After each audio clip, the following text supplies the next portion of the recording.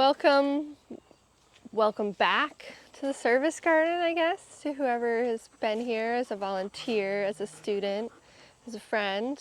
I think things are going really well. We're over 3,000 pounds. We're over $20,000 on this little quarter of an acre. The idea of this garden is to feed food to the service center, is like its number one thing. But then the secondary thing is to highlight soil techniques that are regenerative and no-till and easy on the body and the planet. He is a puppy. I know. hard to fault him, but like, jeez, go chew on any other stick. No, that would be poison ivy. So, yeah, it's less than a quarter of an acre so far, as I can tell, but it's cranking out. And so every Monday we're harvesting. We're still around 250, 300 pounds a week. And the sweet potatoes and the squashes are still in, and the greens are still going.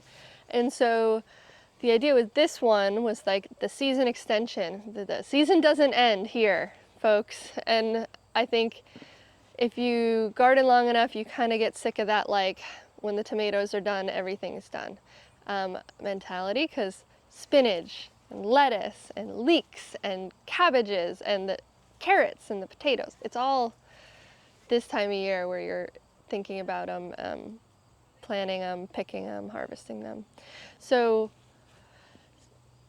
I'm going to talk a little bit about what the next succession is in these certain fields. So tomatoes are almost done, right? There's seeds already in the ground underneath them. There's already plants underneath them. And so we'll be like looking at them, and you can ask questions about that, intercropping. The peppers are already seeded in front of them. And then we're going to harvest those in the next 2 weeks. There's turnips and radishes kind of interplanted. And so talk about season extension in the garden as well as like with cover, right? So peppers are shading each other's space. And so things that wouldn't normally thrive in the hot of August, I was able to seed and are now about to be ready. And so thinking about how to plan and design your garden to extend. So now is seeding time for a lot of things if you haven't already. And so we'll have questions you can ask about that, specifically when we're out there. But yeah, what did I miss? I was just going to say this is a good example of, things you've planted earlier, but that last into the season. Like, I love to grow peppers because they will keep producing peppers until frost. And there are some varieties that I like them. I call them Italian peppers. I don't know that that's what everyone else calls them or the seed catalog, but they're these long, thick-walled peppers, and they're green when they first appear, but if you leave them, they turn either red or orange or yellow, and they become really, really sweet. And so, there are things like that. And the eggplant, I know my eggplant's still growing strong too, things like that you plant early in the season, but they last longer than, for example, tomatoes, right? Yeah. And so you can be harvesting them through the fall, along with your leeks and late things and other things that you might plant now.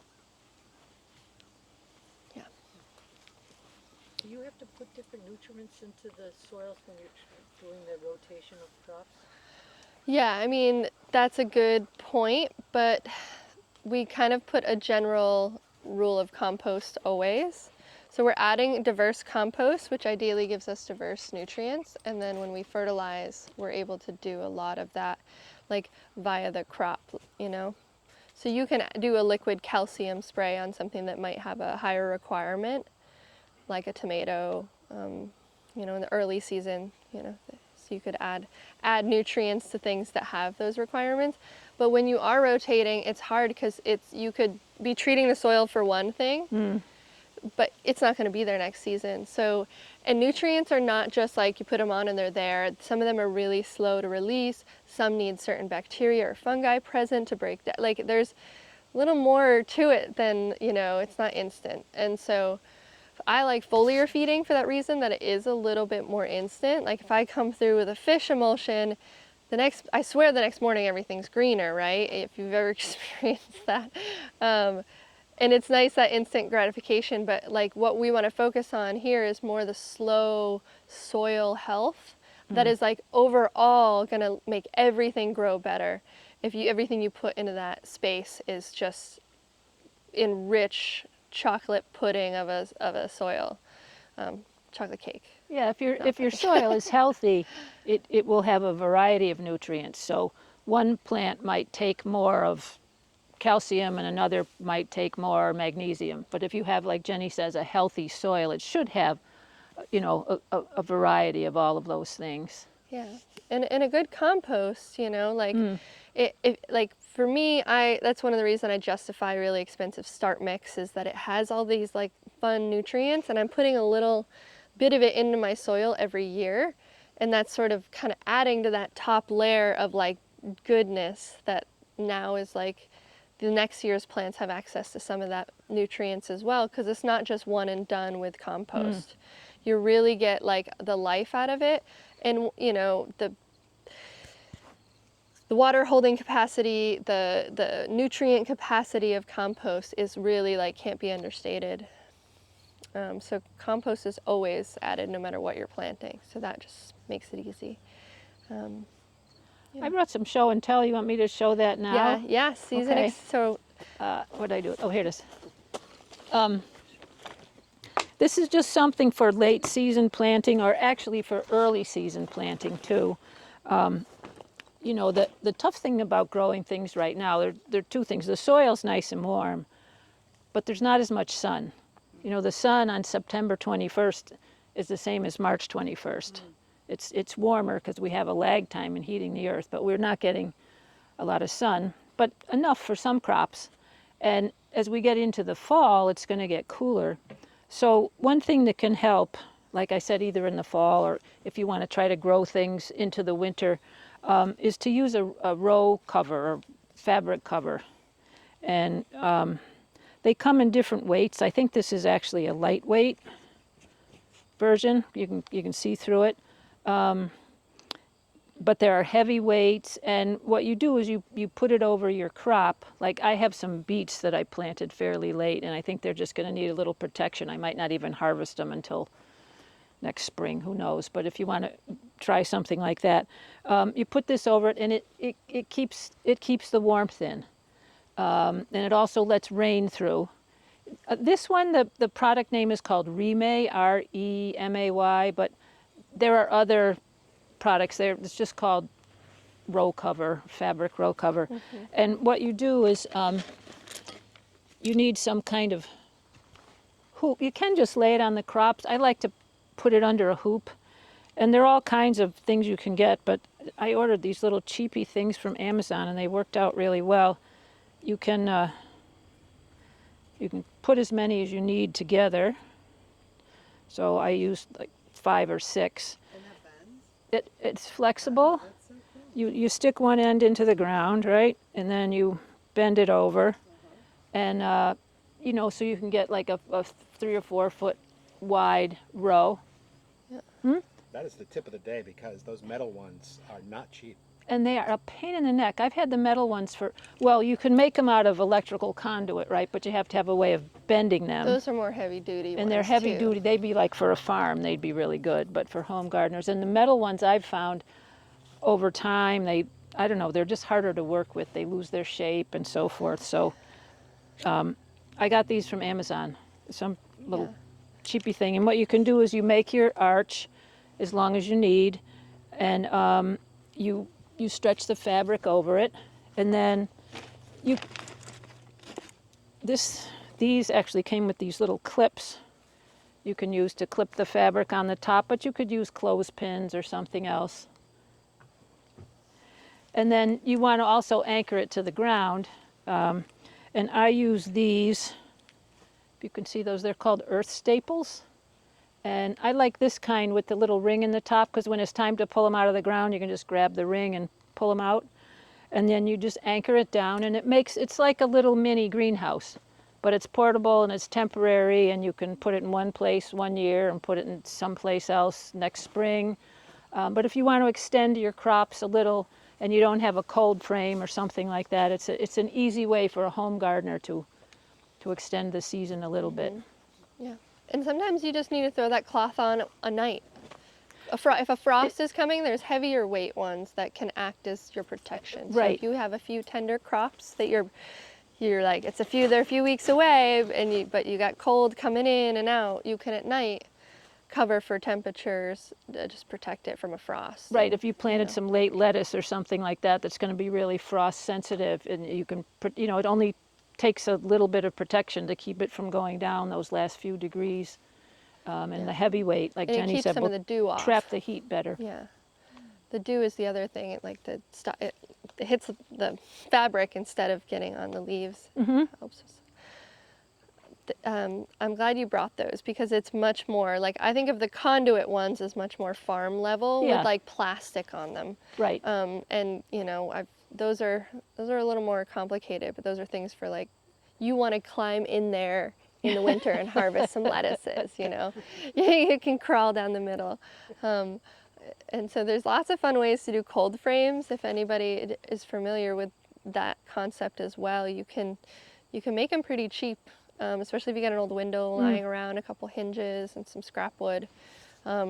Really amazing passive ventilation hinges you can get. Yes. Yeah. That just open automatically so you don't cook your things and you're like not home on a sunny day. There's things about the gardening that are not convenient for every day. Sometimes you're gone before to work before something needs to happen, or Or you forget. or I've you done that. forget because Fried all life my is life. And seedlings. yeah, right. I've cooked my share of plants, and it's like you want to take it off some days too because there is less light. So you want to take advantage of all those rays. So, at night, I put the fabric back on when I use it. And we used to have a commercial greenhouse, and in that greenhouse, we would even put the low hoop. So you have your plastic, and then you have and you hoops put it in the inside your greenhouse. greenhouse. And it got kale all the way through hard winters. So it is pretty impressive what a little sheet will do to protect your crops and extend your season. And spinach, I think, people don't realize how incredibly hardy spinach can be. So you can be eating fresh spinach out of like a pretty small space all winter if you set yourself up now. So plant your spinach seeds and like the big leaf stuff, the like hardy good, not the like baby little cute stuff. You want the like nutrient packed goodness for your winter self. Because you'll thank yourself, January when you're like, Well, it's fun, even if you don't get much, the fact that you can go out in your garden in January and pick something that you can eat, it's really a kind of a treat. yeah. Does anybody have any questions so far? So why don't you want the dew on your leaves? Just those cold nights. It's just one of those extra layers of chill. Having dew on the leaves actually can protect sometimes. In certain circumstances, like fruit blossoms, like they'll spray orchards with water to stop the frost from killing the blossoms. But with leafy crops, I think it's a little bit different, and so that frost can kind of hurt the frost the outsides a little too much. I've got a question. Still I've edible. got chickens, and I've started just when I'm weeding, throwing everything into their coop instead of like a compost pile. And they seem to like to play with it, and then it kind of disappears, and then so there's this nice dirt there. But I'm always worried, like, when can I move that dirt into my vegetable or flower garden, or Great how? question. My favorite thing to do with chicken yard stuff, I don't know if this is FDA approved or not, but I call that like poopy mulch. It's like gold, right? It's like gross. I take that fresh out of the coop and I'll make a brand new bed with it, but I won't touch it. So, and this time of year is perfect. So if you're like, I want a beautiful flower bed here, you just unload your chicken coop right there, a little thick, and it composts over the season. And by spring, you put some compost on top and plant in, and then like anything grows like amazing. I've had such good luck with these things.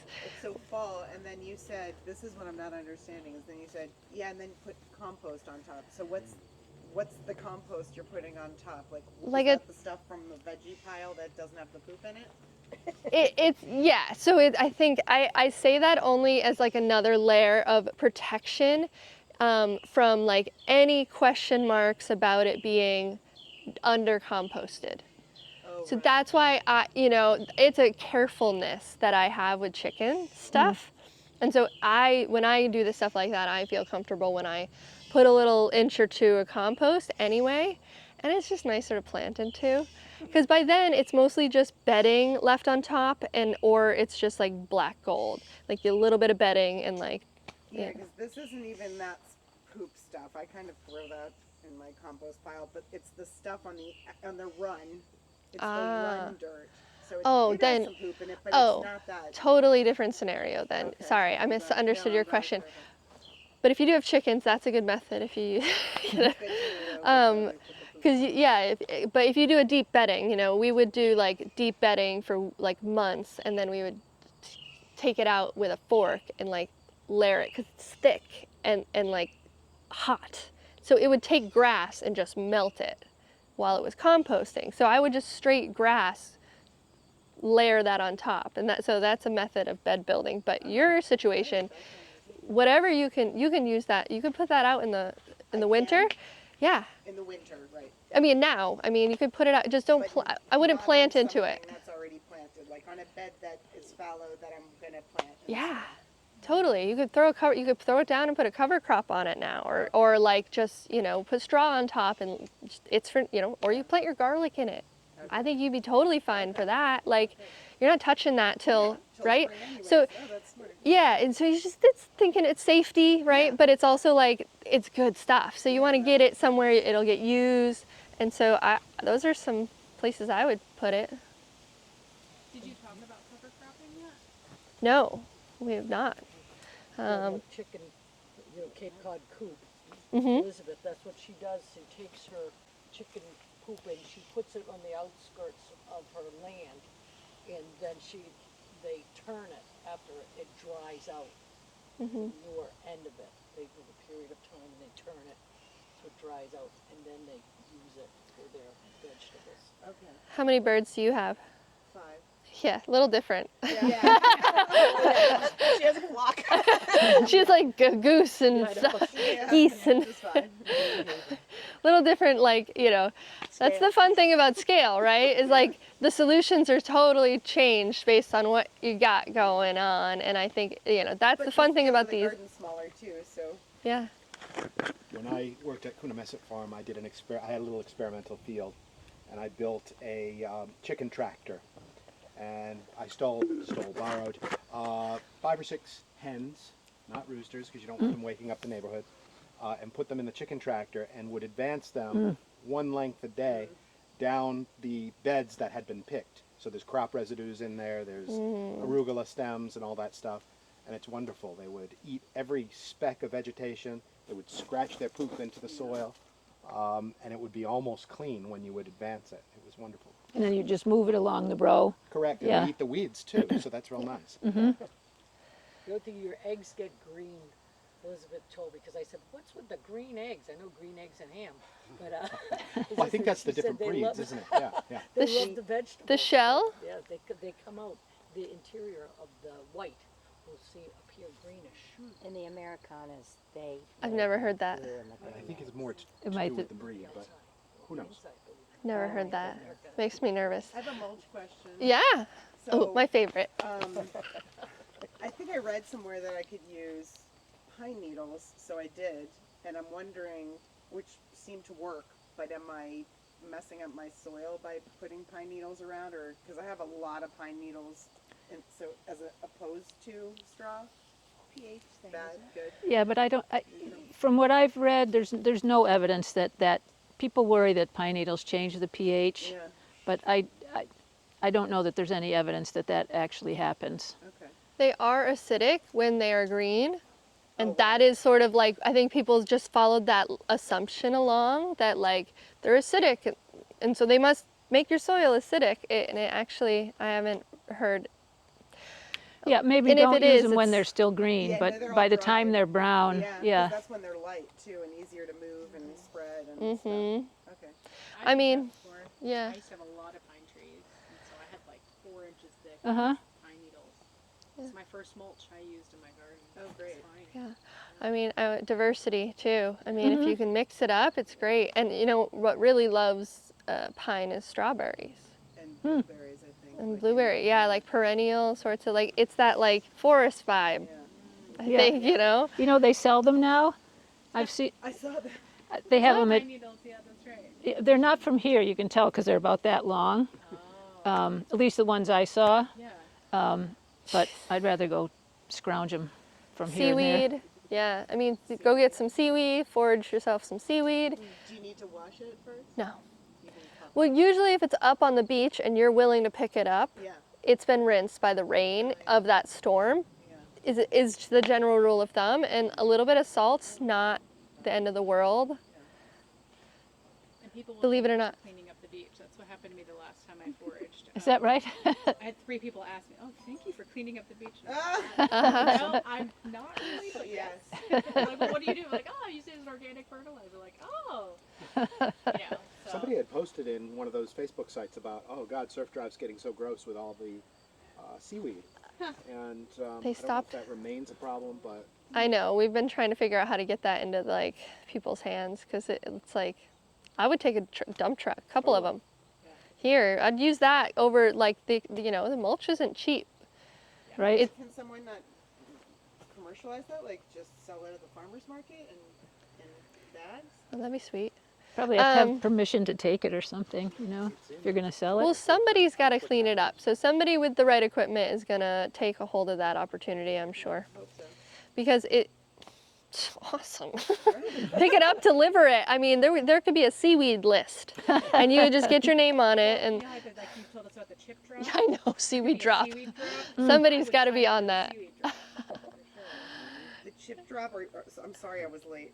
That's for wood chips. Yeah, chipdrop.com. I've never personally used it. I've only heard secondhand information, but you may also flag down tree people. They really appreciate not because they have to pay for every dump usually, unless they're in the right town at the right time. You know, there's like few places, or if they have friends. Like we've been getting dumps, and what I did notice is that on 2 of our pines we're getting pine beetle or whatever. And somebody said something like, your dump should be dry because if not, you're actually, because a lot of people are getting their trees cut Yeah. because they have pine beetle, and then you're Oh. taking the mulch and putting it near your pines. Yeah. So Well, I don't know what the truth is there, but I'm trying to figure it out because we might have to cut multiple pines because we spread mulch near pines. That was not good. that's hard. That's interesting. Yeah, is it turpentine beetles? Is that what you're talking I about? think they're The one- called like a red. What's oozing is bright red. That and red stuff, yeah, I that's think probably a turpentine beetle. They get under the bark and start. at the lower, I think it's like Yes, 6 feet yeah. down. I've been trying to contact like the extension people to find out Mm. because I think they can. If you don't get rid of those trees, it then migrates to the next trees next to it. Like They can treat with it, treat for those with some strong chemicals. You might not want to do that, no, I but don't mind doing that. yeah, They need if to they're get going. valuable trees. But usually Yeah. they invade when the tree's been disturbed in some way. Yeah, that also happens. I'm Okay, not sure which is so that the- might be it. Like if Yeah. if you're landscaping an area and you back into the tree with a big truck or something, or Trimmed a branch. dig up the. Nature strikes again. It's like amazing. With that same sentiment, we chipped a dead stump one time that had mushroom all in it, and the tree guy, we knew it had been a flush of mushrooms before, and the tree guy didn't, but he hucked it in, and where he dumped that pile of chips was a ocean of oyster mushrooms. Wow. I was like, so Sounds like a- opposite problem, right? It's Right, just like yeah. a positive. It's roulette with nature. It's great. It's like, do you get a problem or some food? I don't know. Do you guys have any more questions before we go into the sun for a little while? You cover cropping? Cover cropping. What is it? Cover cropping. So this time of year also, you want to be thinking about your soil and improvements you can do now that will help for next year. So if you have things coming out, say like tomatoes, or you're gonna reduce something's coming out, right? You have an open bed, or you're just gonna put something to sleep for the season. Cover cropping or mulching is essential. Don't leave that open to the sun. No bare soil for the winter or at all, but like especially in the winter. Cover cropping is an amazing tool. We can do a whole episode on that. You can cover crop for different reasons. So there's certain insects that you can, sorry, my train of thought was like, the insects, the bugs kind of caught me off, like pulled me out of my thought process. Where was I going with that?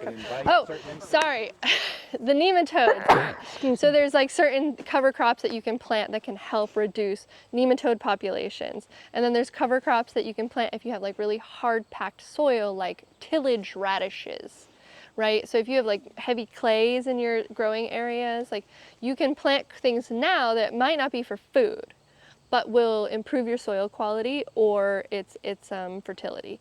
So there's clovers you can put down, there's peas you can put down, there's things, there's beautiful mixes that you can put down now, and some of that winter kills and some of that stays, so you get like a nice stand of winter rye with vetch in the end. And then in the spring, when you're ready, you terminate that however you decide to terminate, I don't know, depending on your gardening style. And all of that organic matter that just grew up is now part of the soil and is breaking down and being part of that soil food web, which you're trying to encourage. Are there some that you think are easier for a home gardener in terms of in the spring, like if you don't want to do heavy tilling to turn it in? Are there some that are easier to deal with than others? For cover crops? Yes. Yeah, I mean, so with this system, I'm still learning how to do it once I take the tarp off, because that's one thing we're gonna have some practice on here. Is it's bare ground right now. I've never grown on it, but it needs to be cover cropped. I don't want to leave it in tarp or not being used. So, but it's all broken. If we break it up and then we have to make it accept seed, right? So like just that rough breaking up isn't going to really cut it. Half the seeds are going to get buried too far. So my solution is usually to plant into compost. So if you can do some of your composting in the fall, so that when your spring comes along, you're just like popping plants in, instead of just doing all the like heavy lifting in the spring, you can do it in the fall to plant your cover crop. So you could like, say you cut your tomatoes down, you've got a pretty empty bed. I leave the roots in place is sort of the no-till methods, right? So if I had a tomato bed, I would snip them down and I would broad fork it or, fluff it up a little bit, shovel, whatever you got to like give it some air. Put a layer of compost on, so you got an inch or so of compost, and you can sprinkle your cover crop seed just like sprinkles on a cake. And the seed rate is on there. It can be a little confusing, but Google will help you, because a lot of times the rates are like per acre, and you're like, ah. But if you get like a small amount, usually Johnny's is pretty good about it, and we're gonna try a couple mixes here. So yes. I care for a Maine farmer, and he swore by winter rye, so then he had his farm over in Sandwich, and that worked great, easy turn the next season. Yeah. And some stuff can be harder to terminate than others. Some can be almost like a weed. Yeah. Some people don't like vetch, which is like got these beautiful purple flowers. It's this really thin, fine vine. It's very pretty, but sometimes it just is like a tangly mess. And if you're like, depending on your style, if you want to till that, I'm not telling you how to garden and if you're gardening your way, do it your way. But this is like, if you're doing that, you're going to do it differently than how we're talking about it. It's a different. So those tomatoes that you nipped off and left the roots, had all the seeds. that may have fallen down, will they come back next year, those tomato seeds? I have great luck with volunteers. We call those volunteer tomatoes, and they're usually the nicest ones. And you'll see, we'll go into this field, and there are volunteer tomatoes from last year. And it's the notion of leaving them in place to transfer them. Trains of thought, right? I'm like, great, we have beautiful cherry tomatoes over there in that field that I didn't have to do any work for. They look healthier than the other ones, you know, like, it's like, so just get a little fruit off them, but if you don't have room, pull them out or move them. And that's the beautiful thing about tomatoes, you can go, oh great, put them where you want them. You crop rotated. Yeah, I'd say it depends on where they pop up and whether or not you want it. I mean, I have one that popped up in a flower bed, and I've, like Jenny said, I've got these great cherry tomatoes that I don't know what kind of tomatoes they are, but they're delicious. And They are, they just took over. oh, really? You gotta That thin. was me, I went away. Oh, So- yeah. So you gotta had be a little tomatoes, brutal. ripe tomatoes falling off the vine. And- Everywhere. Yeah, Yeah. okay. Yes, you gotta be a little brutal in the spring. So I had like 3 big pest issues this summer with my garden that I wanted to ask if anybody else had them. Jenny's heard my tales of woe. Just 3. No, more than that. But The big main 3. big ones was I had this beautiful Brussels sprouts. I had like 6 of them, and the cabbage worm Yeah. in like 2 days just decimated all my kale and my Brussels sprouts. So I had to start over again with the Brussels sprouts, and I used that row cover, the light one. And now it's like they're tall enough that I think it's at the bottom, and I'm growing them out of Aquatic Brewery. Their bags that they can't reuse, you know, they get their grains from. They were just giving them away, and I said, what if I can just grow in that, because just to reuse them. So I have like all of my some of my pumpkins in those, and then my Brussels sprouts. So the Brussels sprouts seem to be doing well, but I guess the cabbage worm, like you could use neem oil or BT. I think BT is the most effective. Most effective. And so right now they're exposed, so I'm like, I'm gonna have to keep looking at them so they can keep getting taller. But so that was one that like decimated a huge part of my garden. And then the Can I just- squash vine borer. Oh yeah. I can count on if I grow anything in that family, Brussels sprouts, cabbage, anything in that family, I have to use BT. Okay. BT How is often do you use it? like once a week. You really, yeah. And you know, it 'Cause depends. I can still see them. Like we're not past like the time of year. I mean, I can see the white moth, the little. They're flying. I saw them this morning when I got so, like, here. We're not Yeah. past that time. Okay. What about the squash vine borer was Yeah. a big thing with my pumpkins. Did you have that? They're gross. Yeah. Like, I didn't. So what I just did Smells. with my younger pumpkins is I took old pantyhose and I put them around the base of the stem with little clips, agricultural clips. So we'll see if that works. Because I figured if it's stretchy, it'll grow with the stem, but it'll keep whatever the moth is that wants to lay its eggs and then it crawl up to. Yeah, I think those the vine borer moth, we usually just have one generation. It can last like from mid-June through July, so they can be laying all that time. And the problem I've had with pumpkins and the vine borer is that they won't just go near the root where it goes into the ground. They've got that whole long vine to choose from. With a regular squash plant, I'd love to know how that works with the nylons. I haven't done that.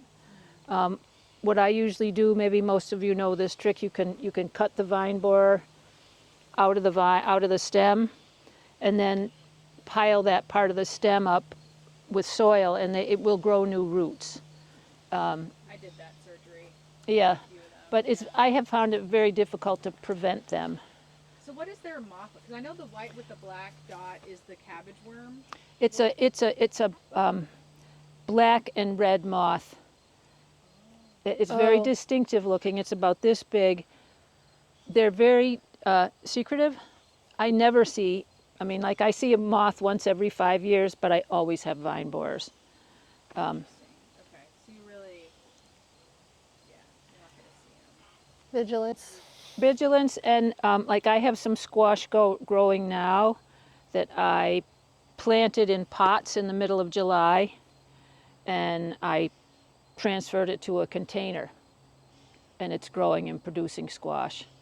But And you it's know, outside? it's outside, yeah. Is the If squash spill out onto the ground, or is it? Well, if you put, it will if you don't plant. There's some that are remain more of a bush. Like there's some zucchini varieties that don't vine as much as the yellow variety. So if you're going to put it in a container, that's probably the better choice. And then my third one was I asked Jenny. I had powdery mildew all of a sudden on the pumpkin leaves and etc. So I did the hydrogen peroxide I sprayed, and that seemed to really knock it back. I didn't know if any other ideas. It kind of seemed like I started seeing it, and I was like, oh, it's not that bad. And then like 2 days later, it was That's the sad thing about growing squash and pumpkins. You survive the vine borer, and then the powdery mildew shows up in August. oh, okay. Powdery mildew is a what? Yeah, it's a gardener support group. Maybe that's what we'll call the winter get-togethers. So No, the support group. The gardener support group. Yeah, seriously. powdery mildew is one of those fungal diseases that I think moves up from the south slowly throughout the growing season. It usually arrives here in August.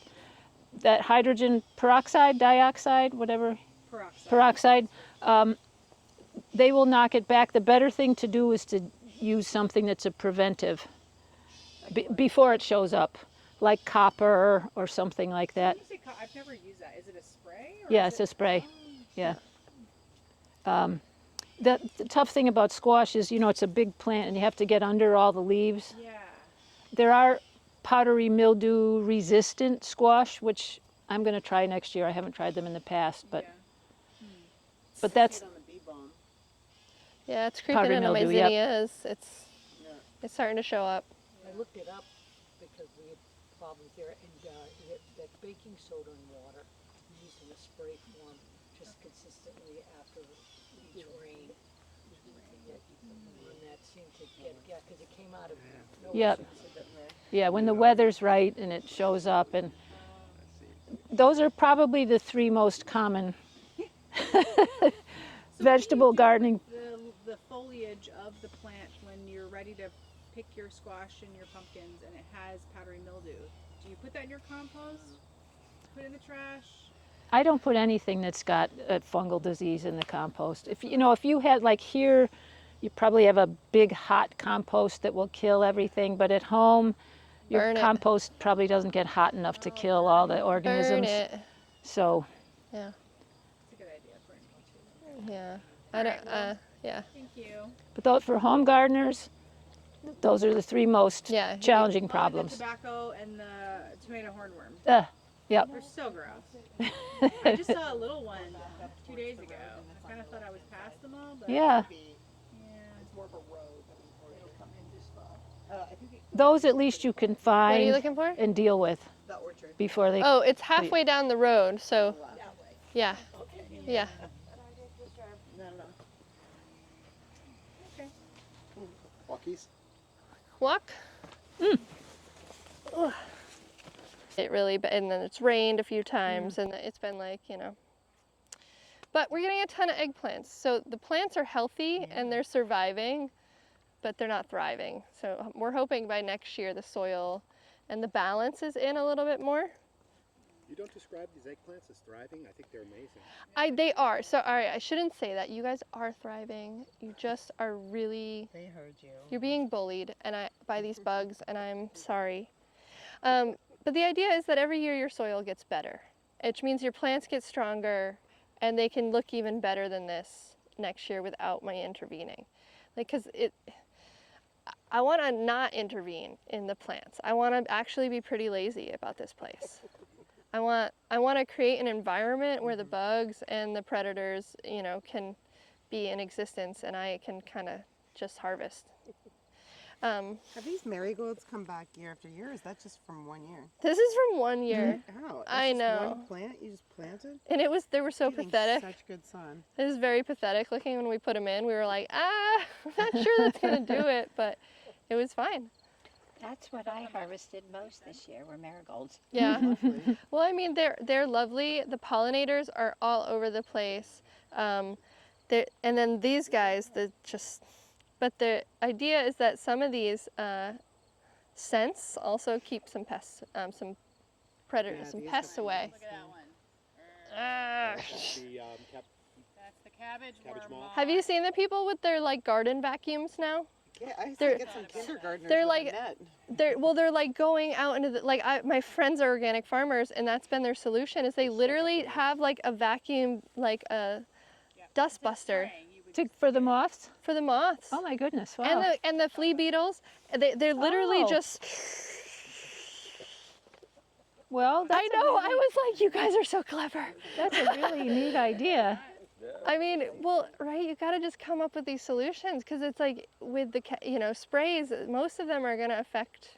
BT is a pretty safe one, but still, like your pollinators and your beneficials are getting affected. So Well, you're getting at the root of the issue as opposed to just kind of hoping that the spray works, yeah. you know, and then the rain and everything else. So that's why we're focused on soil because if we can get that right, this won't be as heavy on it. But we've pulled at least 300 pounds out of here, And you, right? I mean, at least. tons Did of you egg. have any issue with the Oriental beetle or the Asiatic beetle back in like, what was it, June? I squashed a ton of eggs. So one of the things that's the nice thing about the volunteers is like, I'm like, come here, your job today is scouting and squishing. And so we do a couple together and I'm like, oh, there's one. Look at it real good. These color, and she's getting it. And so I did a lot of that, but I didn't see a lot of those this year. I was pretty lucky. I was picking those off of mine, just like letting my 5-year-old just pick them Off your eggplant? Eggplant, what's it? Yeah, just off of a Oh. lot of different things. There's that nun on, I can't remember what Netflix special, but when she goes and harvests her stuff, she looks for the things with holes in it because it brings her closer to nature as opposed to us that are like always trying to get rid of it. Right? It's like, wow. Get that perfect one. Yeah. She wants all the bug-eaten leaves. Some people say that's the healthier stuff. The leaf the bugs went for is probably the best. A little basil's coming up. The basil's coming. Yeah, a lot. Is that it next to the soaker hose here? Mm-hmm. That And then looks so great. you got, I wish I could irrigate right now. So you can see there's carrots in here. Oh my goodness, wow. So it's right up against the irrigation. So when these get cut out, there's going to be plants ready to come up. So you'll leave them through the winter? 'Cause The carrots? take a long time. They possibly, so we'll see how the winter goes. That's the thing about Cape Cod. Like I'm pushing the boundary because I could also throw a hoop on it Yeah. and see how it goes. Get About some. the basil. The basil has been awesome. Like the 2 rows we had up there, we've been harvesting off this entire season. It's just now starting to look and so we have another round. There's a big There, basil up there. that row's a little bit more mature, and then these ones, and then there's 2 more rows over Did there. you get enough out of this? We haven't harvested this yet. These are No, baby. I know. Yeah, But we'll see. we'll we see. will see. Well, that's the kind of thing maybe you could put a row That's cover annual. over too, just to Yeah. protect, because With as soon as carrots it frosts, it'll kill the Carrots were basil. seeded like Mine. 2 weeks ago. To make The whole basil. thing, Maybe yeah. no, All 3. those were from seed. Oh, the basil was not. The carrots but were. carrots. Yeah, and then in front of the eggplant is the beets. I'm like, and so those are extra small and a little bit Too late to do the carrots. baby carrots. What if I put a hoop on it? Well, so when do you project that you think you're going to harvest carrots? What are they? 6. They're like 100 and something days, aren't they, carrots? Depends on the size you want them. Yeah, true. I mean, that's the hard part. Like I chose the variety that would go be pickable at whichever size I wanted. So it could go to a market size or it could be a little more of a baby carrot. We'll see. And I will overwinter them, so I'm not gonna disturb this bed. I'm probably gonna remulch it. And there's also a ton of lettuces. So once those basils are kind of getting ready to harvest, there's going to be another whole field of lettuce planted. So our greenhouse is filling back up. There's starts ready to go in 2 weeks. And so if the carrots aren't harvested now early, then they'll get harvested in the spring, which is like the best thing anyway. And that kicks our year off earlier. So that's like the thing is like this is our second year in this field, and so it's just starting to get those like seasonal rotations in. Because last year we only had this field done, and this year we have this field too, and these two, and then the lower fields are beginning to be ready and used too. So starting out, it's a little, we have more space, I guess, to think about overwintering, which last year we didn't. And I'm probably like layering up leaves and just like really covering them up simply is probably what I'm gonna do. Beets too, but they're a little more finicky, less likely to pull through. But beet greens are also worth harvesting, so it's a thing. So, hoop house versus greenhouse. Greenhouse I think of as a propagation area.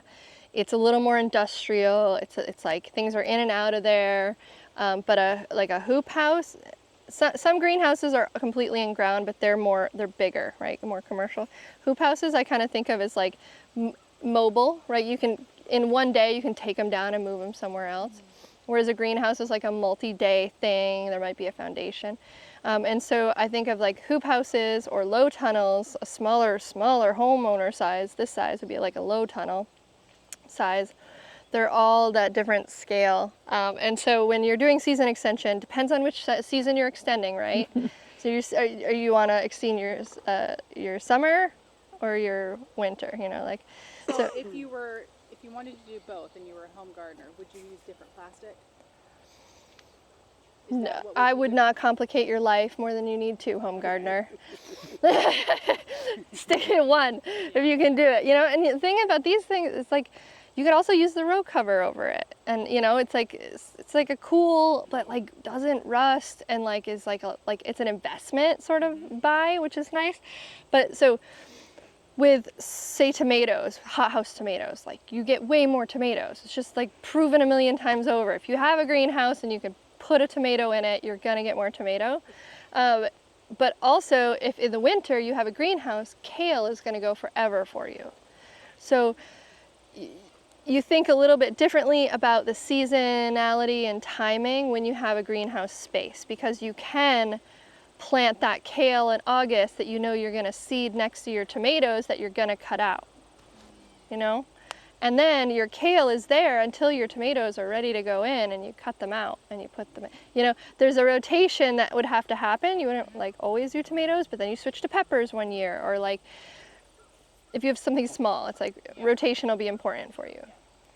Well, so like if you had a greenhouse that you want to have it be moist soil. Right. And have it warmed up in the sun. So morning watering is important. Yeah. Let the sun warm it, because if it's like 40 degrees outside, it's probably 65, 70 in the greenhouse. Right. Like it doesn't take much with the door shut. Right. So if you can get it wet, that moisture that heat takes it through a good part of the night, because you're underneath your frost line. It's what, 54 something.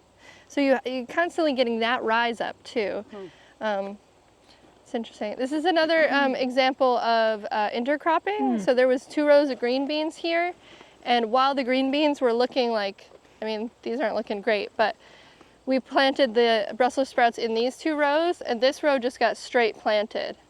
And so this has obviously more growth, but then this is catching up really fast. And all of a sudden there's a bunch of bug holes, so. The weeds are coming up faster than they are, but been having irrigation issues, so. I have 2 irrigation systems set up here. For a homeowner, I love these to pieces. But a lot of stuff you don't want to water surface water, so it's not that great for a lot of applications. But I can germinate seeds really quickly with this, rather than trying to do like all these lines of drip tape, because I have 4 rows planted, because it doesn't take up that much space, you know. And so this one is connected to the well, but this one is connected to the hose. And this is just like a straight up lawn sprinkler attached to a, and you get creative with irrigation. I highly recommend it if you can. Cover cropping is a good idea to get a sprinkler on it. Just give it consistent rain. This one is one we're gonna plant for overwintering carrots, almost all of it. So it's almost ready. Carrots, they don't like to be transplanted, or Okay, Most you things gotta- with a you gotta- taproot don't want you to disturb its process. Gotcha. I've done it when they're like this tall. You know, if like, you know, when you plant carrots, to sometimes, I mean, for a home gardener again, not for a Yeah, farm. exactly. Well, right. You get a whole I've bunch done that it come too. up here, and then you have a space. You just water them really well. Pick a cloudy day, and you know, pull them out gently, and then separate them and put them back in. And you know, Uh, but they have to be still really all. tiny. Okay. Kathy, I was going to tell you, I did the silver hose in my raised bed, Yeah. and I really like it. Oh, good. Yeah. Good. So Can you just, could you just cover your, not your whole yard, but like Yes. your area with this? Yes, and your just, whole like, yard. Your whole yard. Can you just cover the world in plastic and prevent things from growing? Can you, you know, like in whatever, December, just put this down and then pull it 100%. off? Okay. But This where is do this- you get this? So, I mean, you can use a regular tarp. You can ask a farmer if they got an old greenhouse sheet lying around. Right. So it doesn't You have to can be- use like, I mean, you want, this is like UV protected. This is meant to be in the sun. But like, it's called a silage tarp. It's black on one side and white on the other. But it works amazing. It's, you know, these beds are ready to go. Looks just like that.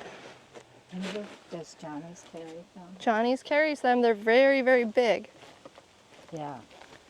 But you can cut them. You can cut them. I highly recommend a group buy. I want to know an if someone idea. has I a saw goat. somebody on one of the Facebook pages salt water Uh huh. and put the root of a plant in it. So this is untouched. From when? When Yeah. did you put that down? I'm gonna go to the beach. I'm gonna get This some this salt water section we and, put down like I have a whole poison ivy 6 weeks ago on some of this. and like dig Because we had like left the tarp off in a pile. It was like a mess that we didn't want to deal with. Yeah. Then we finally like pulled it back Yeah. up. But that's what this is. It's a little greener, you can see, but completely Yeah. separated from That's its the roots. tricky. Okay. And that's just organic matter. So did that actually, this doesn't just Yeah. protect, it can You could just also just Dump kill salt back in water. anything. Yeah. Make it really there. salty. Yeah, Oh, yeah. I mean, Create. yeah, and so Kill what? and create. What other things that I do at the end of the season is some stuff. So say, so my lettuce field is done. There's a few stragglers. You can pull the tarp right over your cover crop, right over your crop you're done with, and the tarp just turns that right into organic matter for the next Okay. cycle in the soil. And just start. It from basically that. composts, it It- the- turns it into a compost pile. Basically, yeah, because it can't photosynthesize. So, and then the heat on the top kills some of the weed seeds on top. Okay, But ideally, the biology is staying alive on the bottom and can okay. repopulate from the underneath. But it is pretty harsh, you know. But it's not as bad as tilling. So we're balancing our poisons here. Yeah. We're gonna run out of walking space down here, but it's pretty magical. It is, what is this? This is sweet potato, which you can eat the leaves. You can't? You can eat the leaves. Like the young ones? I like the little purple ones. Yeah. These are fantastic. The little purple ones? As, like, Really? spinach. You can saute them. Pretty. I've never grown sweet potatoes. Great cooked green. We used to hand them out as a CSA item. Sweet potato leaf? That is sweet.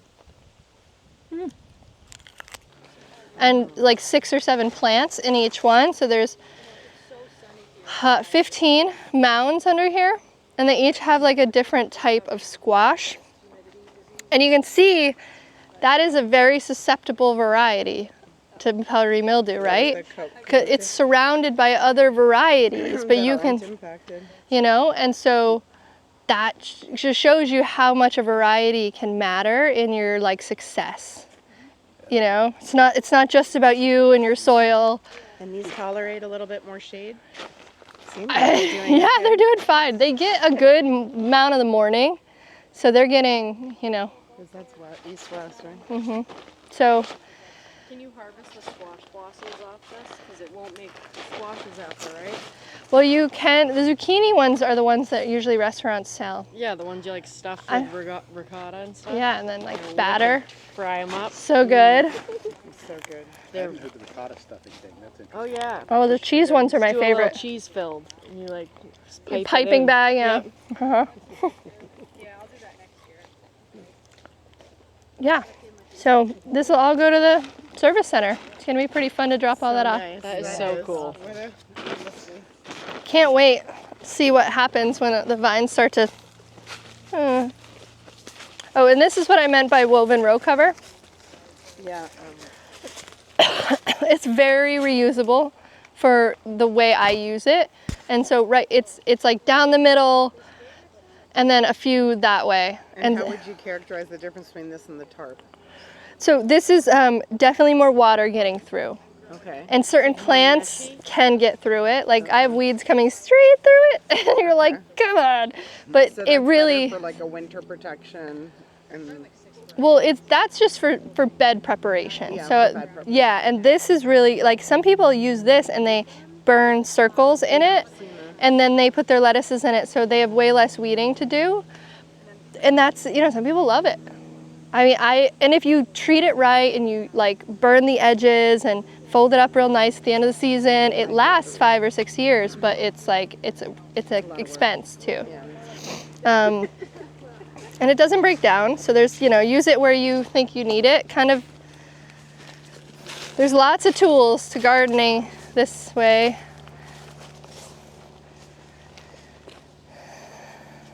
The nights. Yes, yeah. So what kind of pepper is that? Carmen, I think, this one. That may be, the ones I grow are called Thunderbolt. There's one called Thunderbolt and there's one called Big Daddy. And Who names these? I know, Men. seed companies, yeah, right. One of the rows I think said it's guys. Yeah, an Italian But they're, sweet or an they're, Italian hot. Right, from the end there. Sorry, the which names one? were My down there. shishito pepper. Yeah, the names were all down there. So we're gonna have a huge harvest of Peppers. peppers this week because they're finally all turned. They're mild. Not all, They're but really great grilled. it's a patience game waiting for them. We got this volunteer butternut. It's gonna give us at least 10 pounds of butternut for free. And then you get one. Yeah. Wake up. I did absolutely nothing to it. Lunchbox peppers. I never have problems with. Like, Anybody's ever had a No luck? lunchbox pepper? Let's see. you just need a hot, sunny place, and usually they're pretty happy. Maybe. Do they? Grew these mostly thinking of the kids. Like, What happens when It's a you sweet plant little them? snack. They just don't grow, or They don't grow. oh, They just don't even. and there's Don't even like get 3 started? different colors, and usually when then you get a some seed might be pack, a you little have no taller. idea what colors you get, so it's really like. yeah. Just like the Do ones you you get in the do you store. start them Yeah. indoors?